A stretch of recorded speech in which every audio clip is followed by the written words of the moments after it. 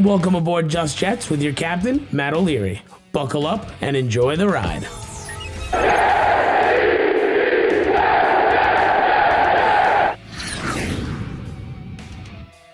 Hello and welcome to episode number 83 of Just Jets. What's going on? Matt O'Leary hanging out with you on a Wednesday now instead of Monday. We've been talking about this for a while. So instead of the Monday show as usual during the season, it moves to Wednesday. Why? Well, it only makes sense because we could talk about the game that just happened and then also get into a little bit of a preview of the upcoming week. If we do it on Monday, then it's going to be just all reactionary and we can't get every single call in because I would have to record on Sunday and then I would miss a lot. And there are a lot of calls to get through. I don't know if I'm going to be able to get through everyone. I'm going to get through as many as we can today within a reasonable time frame and try to cover a little bit of everything. But before we get started, we are going to get into the offensive line struggles. We're going to get into Denzel Mims playing 2 snaps. We got to talk about it. We'll talk about the Patriots and all of that. But before we jump into the episodes, do you like playing with your balls? No, I'm not talking about football. I mean your balls. Come on. Our friends at Manscaped, the global leaders in below-the-waist grooming, want you to share your pubes with the Tom Brady of ball trimmers, the brand new Lawnmower 4.0 that is. Only the GOAT technology for the greatest balls of all time. When you're going towards the end zone, make sure you use the right tools for the job and choose Manscaped. 2 million men worldwide trust them, so join the movement with our exclusive offer by using promo code JETS20, that is JETS20 at manscaped.com for 20% off for free shipping. Get yourself something nice. I absolutely love the cologne. I use it just about every day. Now let's hop into the episode. Obviously, the Jets lose in week 1. A little disappointing. It was a game that I thought the Jets could have won on paper. And, I mean, they were hanging around, only allowed 19 points, all things considering. That's pretty good. And there's not going to be many times where this defense holds teams under 20 points. Just the reality of the situation with the young defense and a boatload of injuries. LaMarcus Joyner gone for the year now at this point. Jamie Sherwood's going to miss time. Blake Cashman's going to miss time. There's a lot of players are going to miss time right now. But the main takeaway from this game, my biggest thing, was how bad the offensive line played. I am stunned at really 2 things. The offensive line play of the New York Jets and the defensive line play of the New York Jets. I was, outside of John Franklin Myers, disappointed. I thought Quinnen Williams had a quiet day. I know the pass rush grade on PFF looked pretty good for him, but I was expecting more from the Jets' front 4 against one of the worst offensive lines they will play all year. Didn't do enough, especially in the first half. Second half, better, but did not do nearly enough to be a difference maker, which was really what this game came down to, was offensive line versus defensive line. And the Jets' offensive line, well, it was brutally bad. 6 sacks allowed on Zach Wilson. George Fant was awful. He somehow got the start over Morgan Moses. I'm not sure what the logic was there. I think Moses is a better player, but Moses ends up coming into the game and playing pretty well in only 17 snaps. And the reason for that, though, is not great. As we know, Mekhi Becton out with an injury. He'll be gone for 4 to 6 weeks. So we'll likely see George Fant on the left side, Morgan Moses on the right side now, which is disappointing because I wanted to see Morgan Moses on the right side and Mekhi Becton on the left side. But Becton's getting a second opinion. We'll see what happens with him there. But just genuinely shocking how bad this offensive line was. Elijah Vera-Tucker, not a good day. Unfortunately, it was not a good day for him. But he's not the only one. Like, I can't just single out one guy and be like, he was the problem. As bad as George Fant was, look to the left of him. Greg Van Roten, not good. Connor McGovern, really not good. Elijah Vera-Tucker, rookie, not good. Mekhi Becton, when he was playing before he got hurt, not great. Overall, like, just a really bad performance. And I know the Panthers have a nice, edge rush duo, and they can get after the passer a little bit, but I was not expecting the offensive line play to be this bad. Now, I'm not going to hit the panic button and say they're going to be this bad for the entire year, but that's not obviously the start that you would want in your 2021 season. So that stuck out to me as a major, major red flag. Another thing that stood out, Denzel Mims, 2 snaps on offense. I don't get it. I really don't.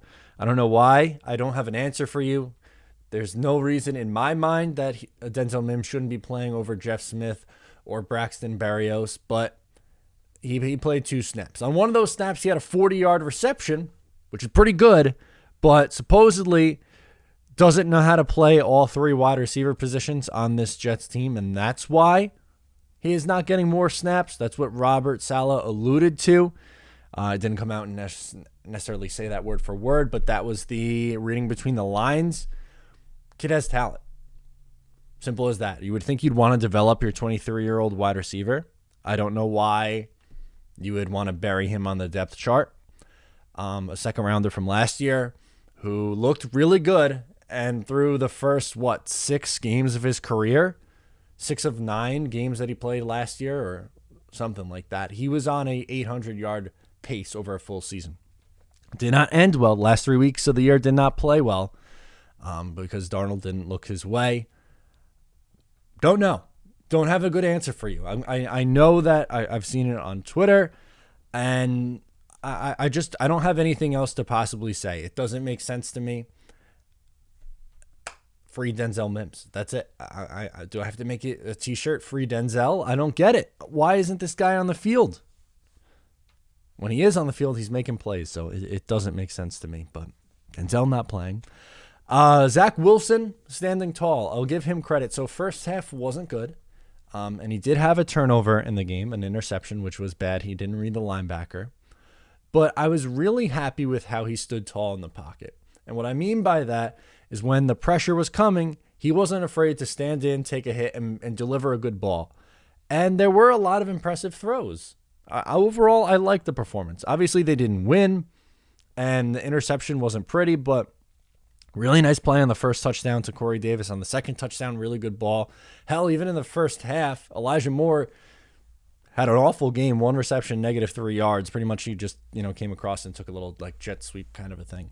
And lost a couple yards. That was all he did, but big time drop in the first half. I mean, Zach laid a beautiful ball out there for him, and that's one you'd like your receiver to come up with. I know he's a rookie. I know it was his first game. That's one that Elijah Moore's got to have because that was a beautiful ball from Zach Wilson, and that would have made his day, a lot nicer. Zach would have went over for 300 yards if that one hit, so that would have been nice to have. Looking forward to the New England Patriots. And I know we'll get into more game stuff against the Carolina Panthers in your voicemail, so I'm not going to go, full recap on you here. It's just kind of the Cliff Notes version. Versus the Patriots. This past week, they lost a tough game to a division rival, the Miami Dolphins, at home for the New England Patriots. Question is, I'm not going to give my official prediction just yet, but did they drop 2 in a row? The Jets are in a tough spot. I know it's a home game for them. I know it's the home opener. The crowd's going to be behind them. There's a lot to like about the Jets in this game, but it's not going to be a cakewalk. This is going to be a doozy of a game.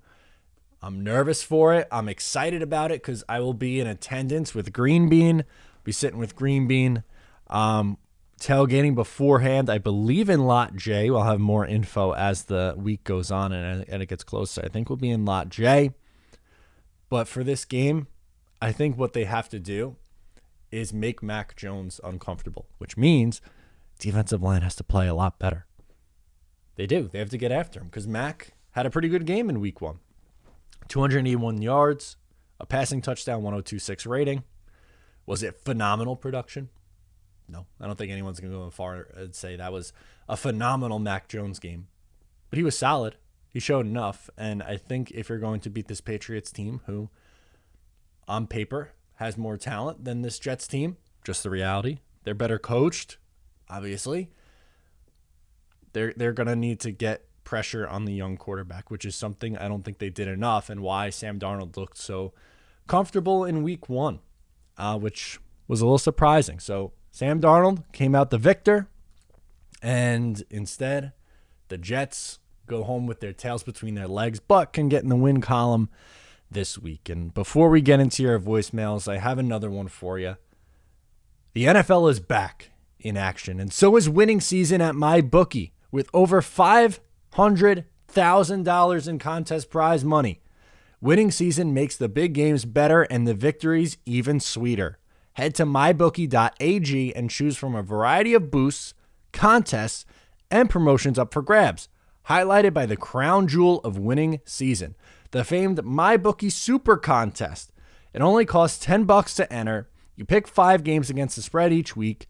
Each win earns you a point, and each point gets you closer to that grand prize. If you missed out on week 1, don't even sweat it, because entries are still open, and all it takes is one solid week to get you back in the mix. Don't just take my word for it. Join now and start your winning season with MyBookie today.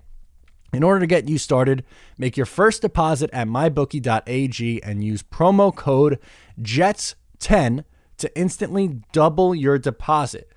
That's double your money to double your winnings with your first ever deposit using promo code JETS10, JETS10. Bet anything, anytime, anywhere with MyBookie. Let's get to your voicemails.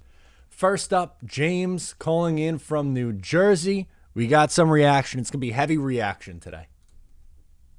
Hey, what's going on, Mario? It's your boy James from New Jersey. Hope everything's well. I feel like I didn't call you. I hope you had a wonderful day today. Apologize. So this is me calling you literally right after the Jets-Panthers game. And, you know, personally, that first half was a bit of a crap show. We saw, like, the second quarter because I was doing a Tough Mudder on my gym. But anyway, that first half was a crap show. But I like that the fact that the second half we came back and cleaned it up. Talk to me, because the question for you I guess I have is, what do you think we need to clean up? I know it's week 1. I'm not stressing out, of course, and this is not a pessimistic Jets fan. It's just calling as I need your personal opinion. I think personally it was the offensive line that was like hot mess.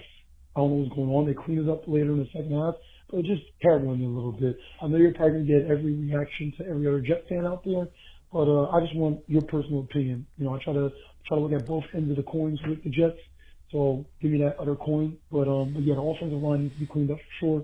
Zach didn't have any time in the first half. Unfortunately, I've been telling you this since I first called. Donald looked good. He kind of, I guess, in a way, lit it up against the Jets with us, so to speak, in the first half. But hey, good for him. It was a good situation for him. Again, I think it's just an inexperience we have as Jets fans. We just got to clean it up. But let me know what you think. I'm not here to rant. I'm just here to get your opinion about what needs to be done next moving forward. Thank you so much, Matt. Sorry for this being long. And as always, go Jets. Nah, you're good, man. Thank you, James, as always, for checking in with us here. I agree with you, man. Offensive line has to be a lot better. You can't have your rookie quarterback sacked 6 times a game. Just can't happen. And I think they will be better this week. If you want to take a positive spin from this game, and you could, absolutely. Run game has to be better too, by the way. To me, it's Corey Davis being a wide receiver 1 for this team and being a safety blanket for the young guy. I know that Wilson was out without Jamison Crowder, Keelan Cole. Those guys are going to play big roles on this team. And even still, with a ton of pressure in his face, kid made plays. Was it the best performance that he'll probably have this year? No. But he was fine. He kept the Jets in this game. If this was last year, the year before that, in like the Adam Gase era, that game's over at the half. The Jets mail it in at halftime, down 16-zip. They probably lose that game 30-6, kick a couple of field goals in the second half, and go home. But defense stepped up. That's another big thing. In the second half, the defense was significantly better. And sure, they struggled against Christian McCaffrey, one of arguably, if not the best running back in the league, has to be in the top 3. And the young quarterback looked good. So that's what I would look. If you're looking for a positive, that's what I would take away from the game, which is fine. I mean, it's going to be an up and down year. There's going to be bumps and bruises along this year. So who knows? Let's get into it. Travis from Ohio, he's back. What's up, Travis? Let's get to him. Hey, man. What's up, buddy? Travis from Ohio. Hey, just watched that poor game and outing that we had against Carolina. Appreciate the shout out last week. I miss you too, buddy. Just didn't have anything to talk about. Life was getting in the way. Didn't have any time to call in. So anyway, the trenches sucked for us today. Outside of John Franklin Myers, especially the interior offensive line and any kind of pass rush, except Franklin Myers on D. In fact, for the front seven on D sucked.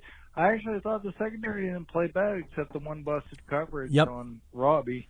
We couldn't stop McCaffrey all freaking day. He just lit us up like a Roman candle.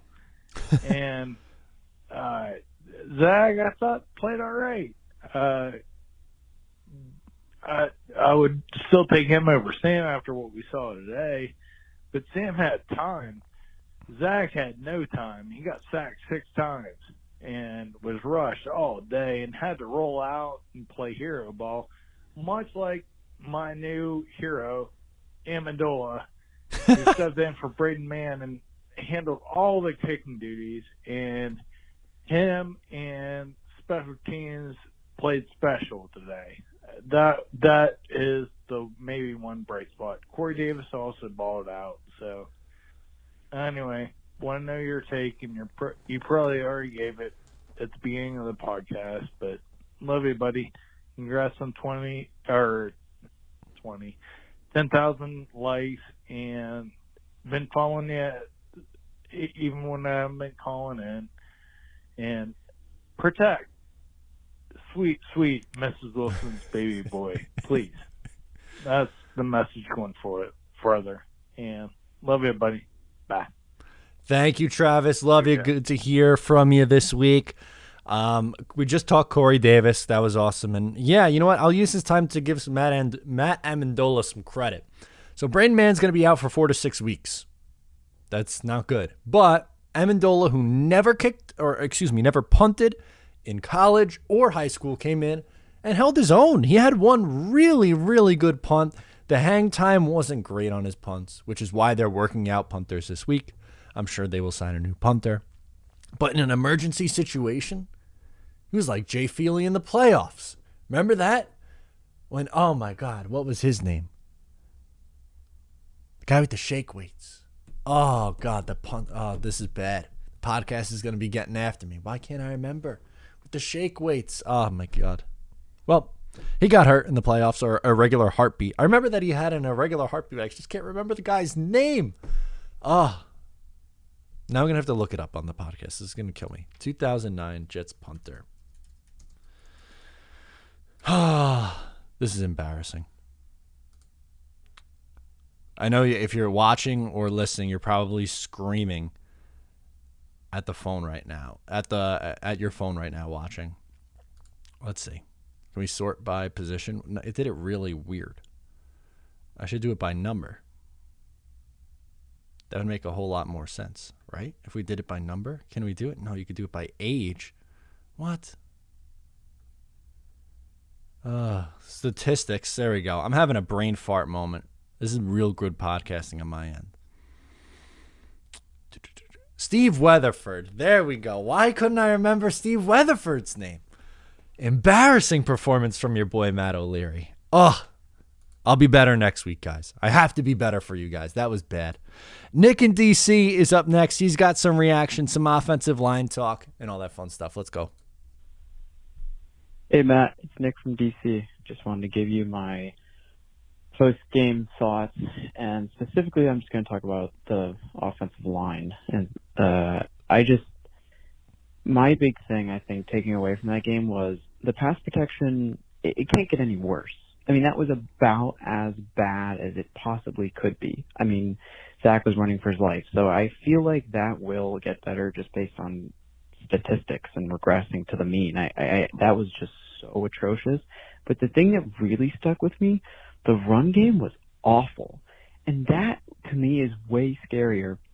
The fact that our offensive line couldn't get any push up front. And I know that Derek Brown is a huge gap eater, and they've got a good defense. I really think their defense is underrated. But why could we not run the ball at all? I just want to get your thoughts on why we weren't getting any push on the run game, which I think was should have been should be the thing that we're dying to get our offense focused on. But anyway, thought Wilson looked good in the second half. He did. Hopefully we win next week. Thank God, I just need some wins. Anyway, go Jets. Thank you for calling in. I think the biggest thing, or one of the biggest things, not having Morgan Moses in on the right side. I mean, he's significantly better in the run game. I'm sorry, he just is. But it seemed like everything was going to the right side towards Fant and Van Roten, and it was too much Tevin Coleman. I want to see more Michael Carter. I want to see more Ty Johnson.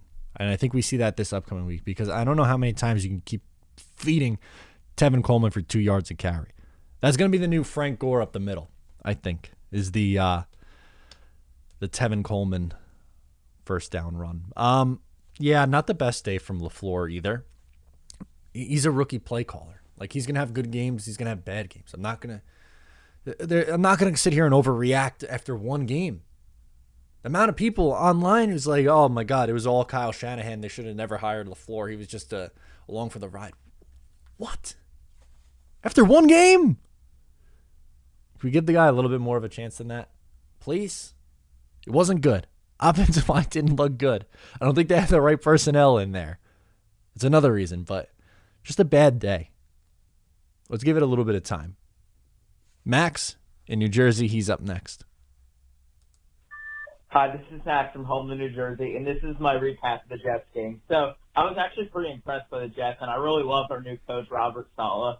I think I like how the Jets play competitive. I guess Zach Wilson wasn't the best, but, I mean, better in the Carolina's second half. defense is one of the top defenses in the NFL, and I think Zach Wilson did pretty good, throwing for 2 touchdowns, both to Corey Davis.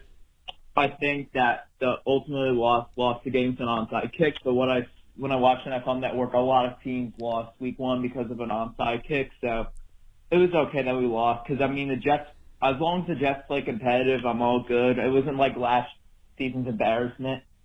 What's your thoughts on the Jets game today? And go Jets. Yeah, wasn't great. I was hoping for a better performance all around for the entirety of the game, but more competitive than a lot of the games that we were talking about last year. There's going to be losses like that. It's going to happen. You have a rookie quarterback, rookie head coach, rookie offensive coordinator. Offensive line still needs to work to gel, but they lost a winnable game. It's okay to be disappointed. I feel a little disappointed that they lost. I was like flipping tables and furious about it. No, and I don't think you necessarily have to be. Like this year, again, it's going to be bumps and bruises along this season. They're not a playoff team. I'm sorry, but there's going to be fun moments. And this past week, not that many.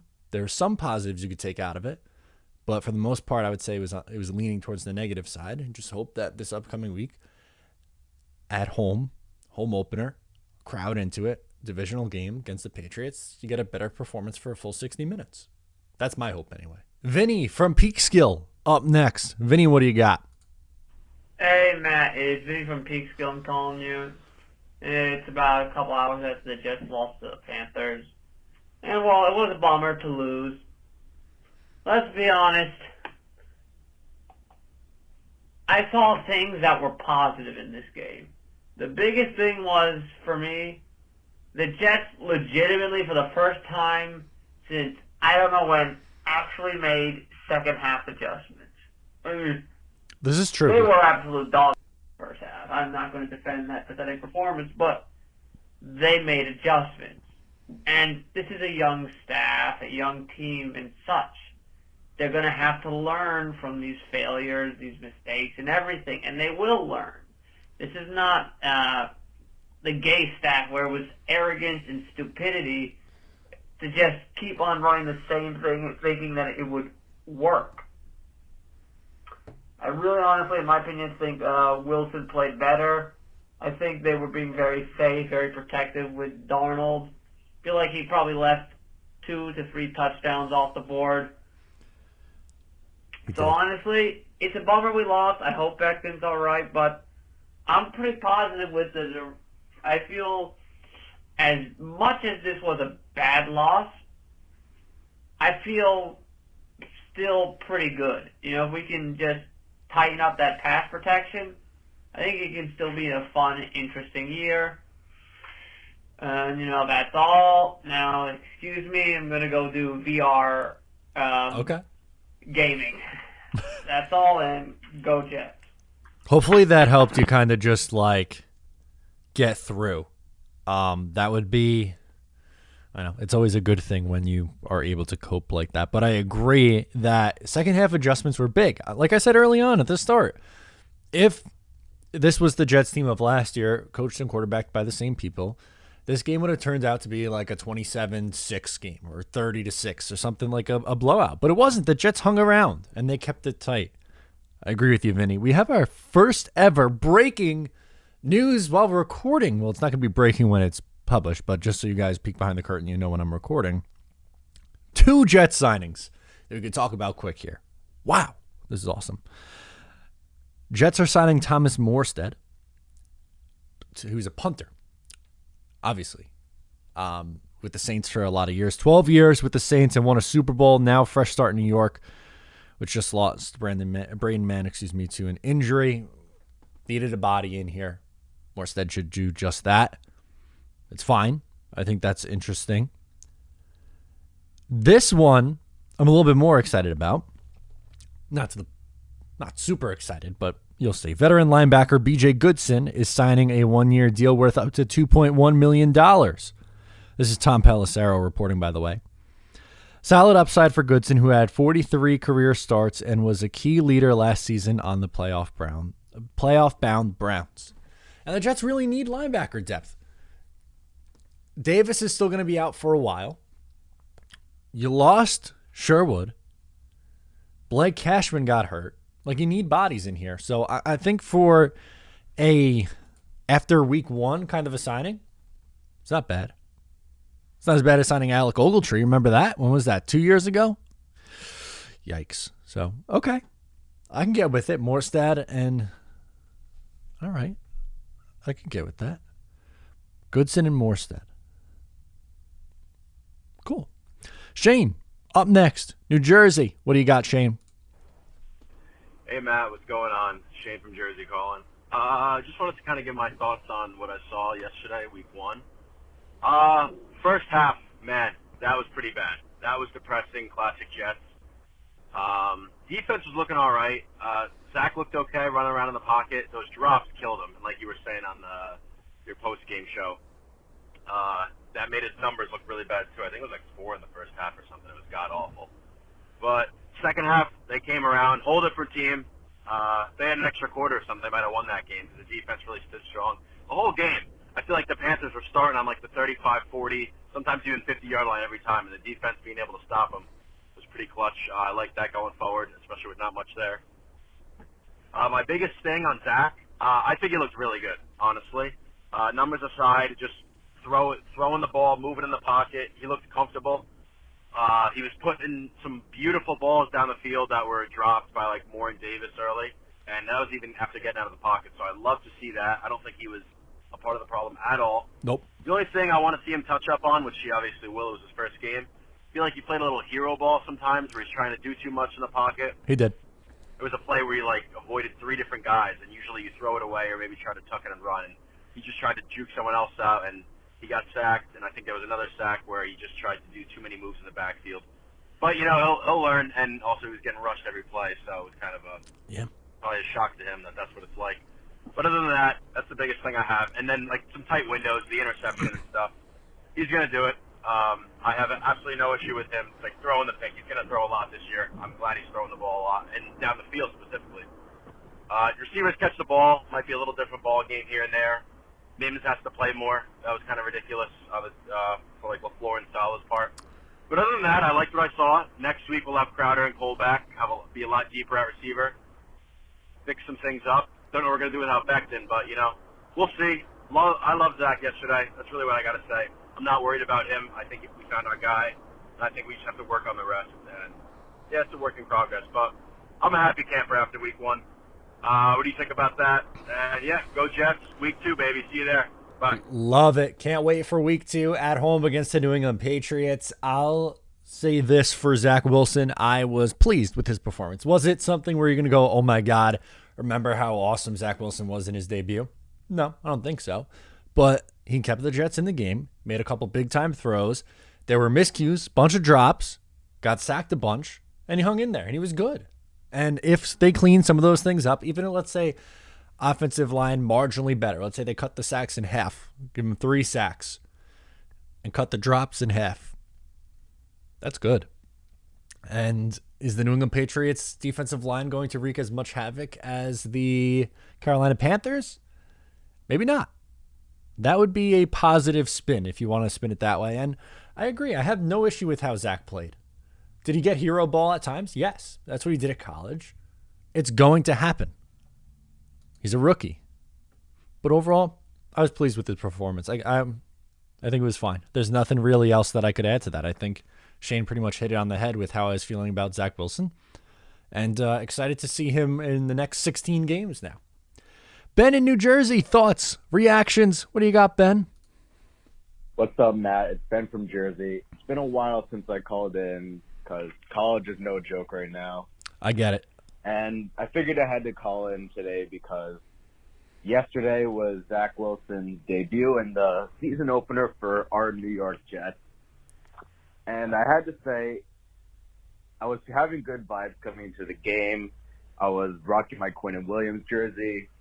I'm in the school in Massachusetts, so we're on a lot of Patriots fans. I was hoping I was gonna be able to laugh at them today. But from the first half, I was getting vibes from from the season opener last year against Buffalo. The team just looked ugly. Mm-hmm. Zach Wilson was getting pressured left and right. He threw an ugly interception to Shaq Lawson. While at that same time, Sam Darnold was having a good game. Threw a 60-yard bomb to Robbie Anderson. He had a rushing touchdown. But honestly, it did seem like it seems like a lot of his yards came from checking down to McCaffrey, which was expected, I guess. But the point is, team looked horrible. Defense couldn't cover. I don't know how we couldn't get pressure against that O-line. Mekhi Becton and Georgetown were just getting bullied out there. Couldn't establish a run game. Corey Davis was the only guy who cooked for us. Elijah Moore had some bad drops. And for some reason, Denzel Mims didn't play in the first half at all, which was I don't know. just mind-boggling to the least. But the second half was actually entertaining. We held the Panthers 3 points in the second half. Sam Darnold didn't play well at all. And Zach Wilson made some really nice plays. When we can protect Wilson, he can make the plays. It's just that we couldn't do that in the first half.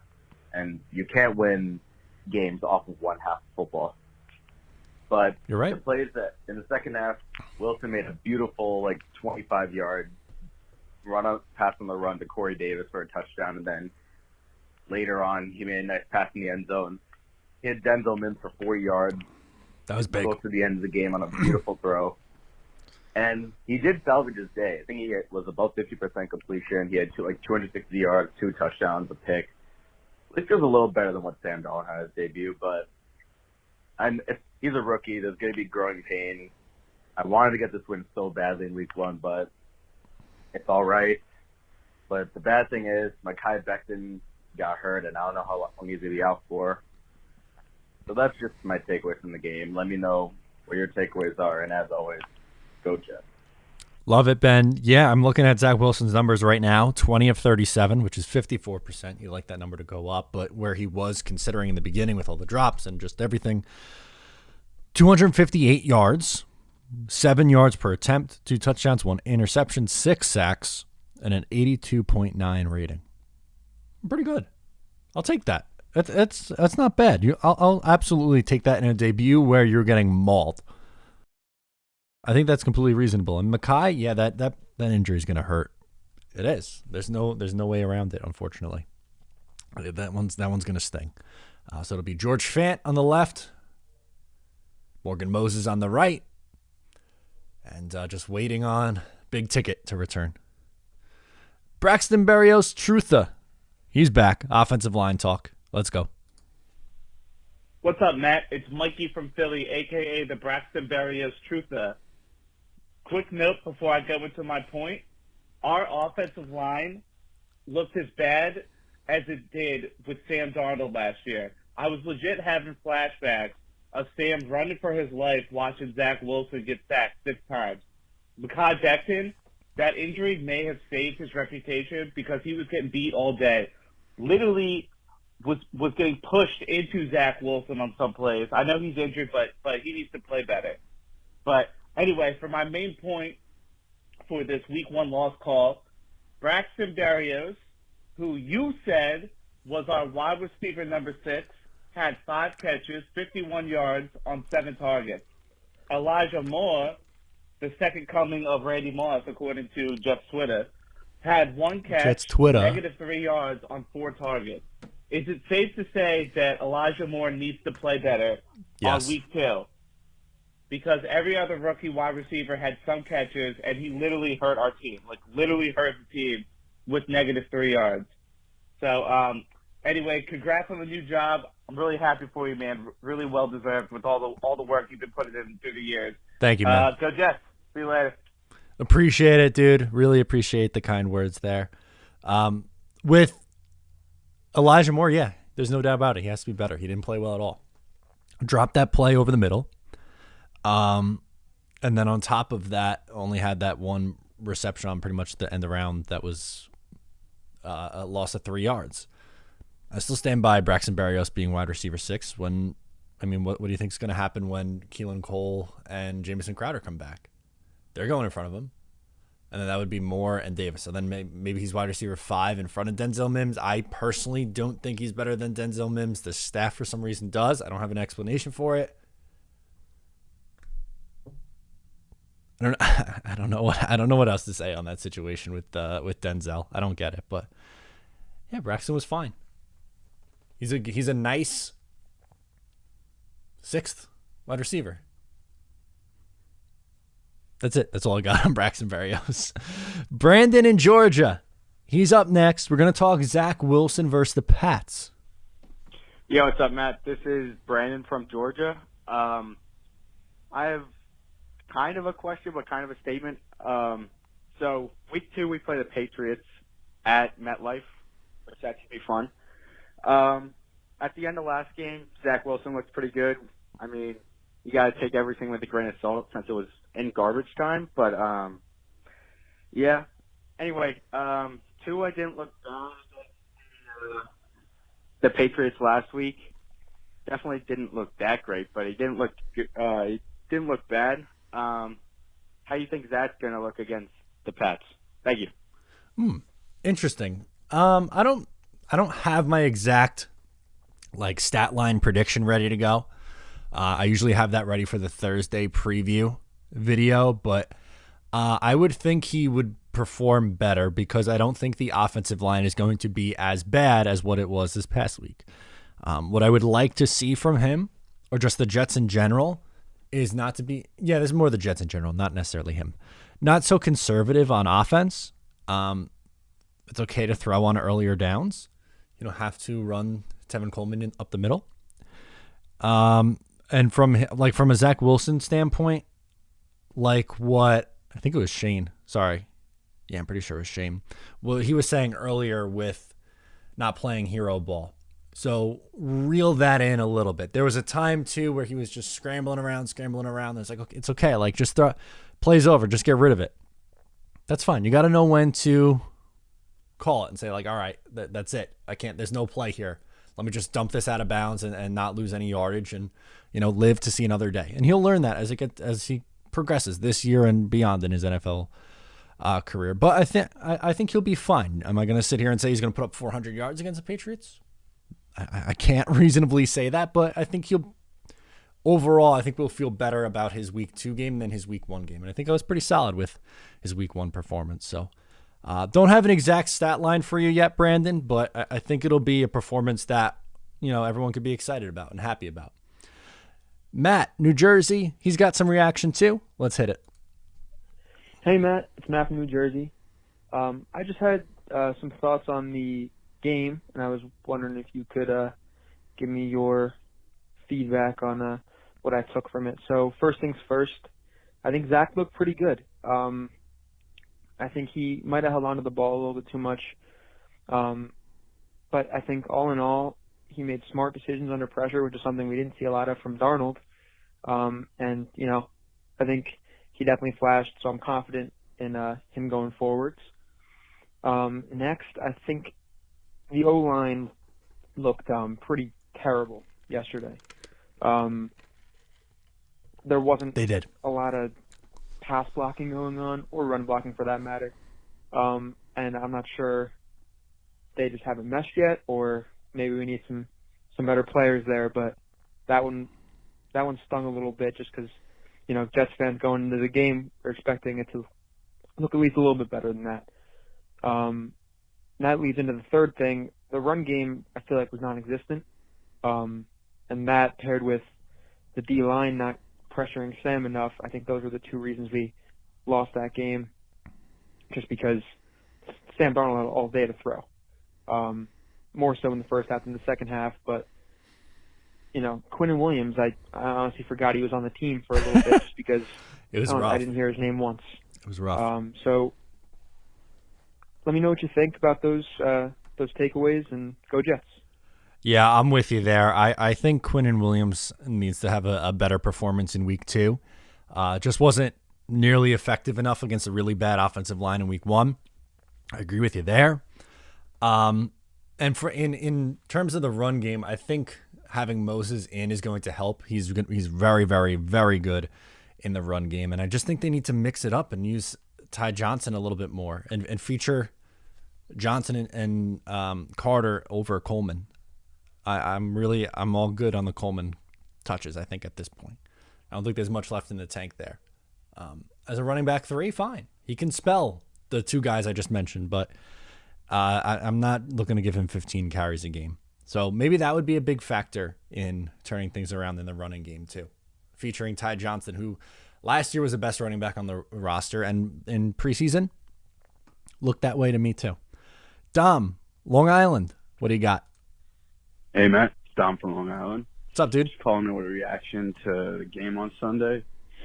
Not what we hoped for, but all things considered, I think that we got a lot to look forward to, and not happy with the way the O-line played, but I think it could have been a lot worse.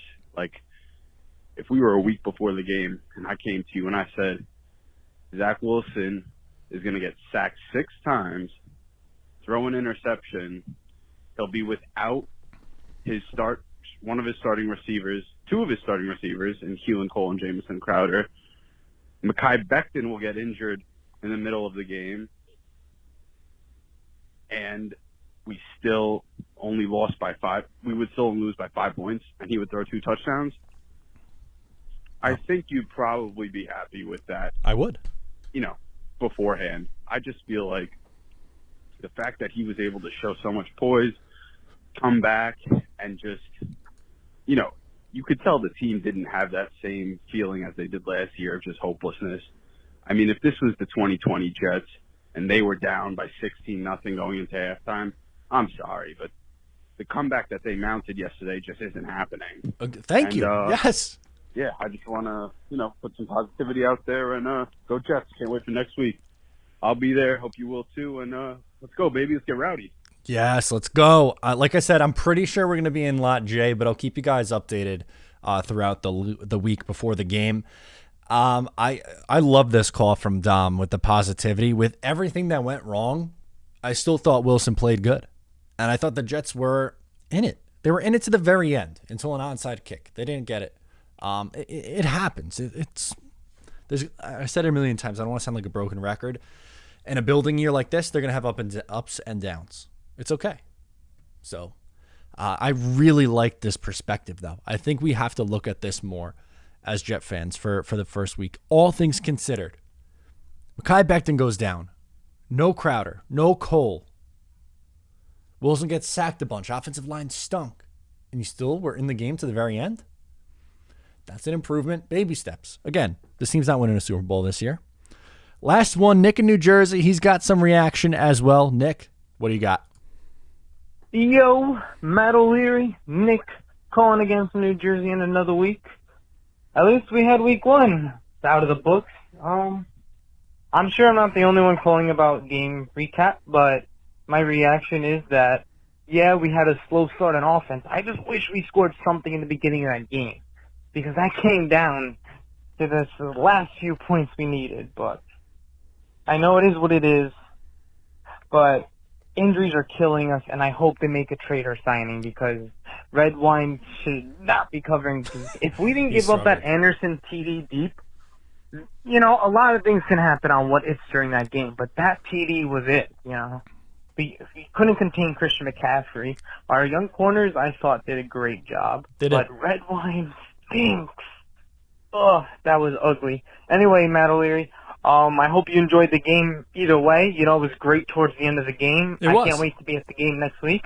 Let me know where you and Bean are going to be. Hopefully I see you guys. I'll be by the Pepsi Gate side. So, if anything, let's go Jets.